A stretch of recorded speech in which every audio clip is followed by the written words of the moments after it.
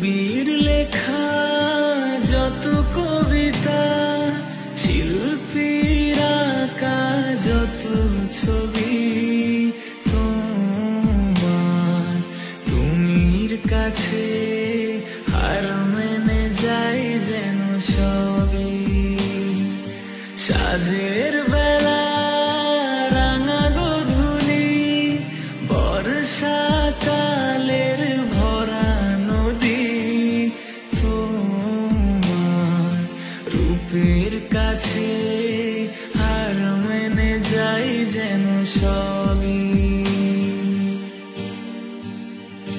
তুমি সাগর